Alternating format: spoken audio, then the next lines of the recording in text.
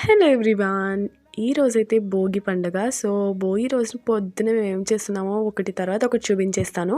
So, ready అయిపోయి ముగ్గులు అన్నీ చూసుకుంటూ అలా భోగి మంట దగ్గరికి వెళ్ళి దండం పెట్టుకొని, బొట్టు పెట్టుకొని ఇంకా ముగ్గులు అలా చూసుకుంటూ ఇంటికి వెళ్ళామన్నమాట.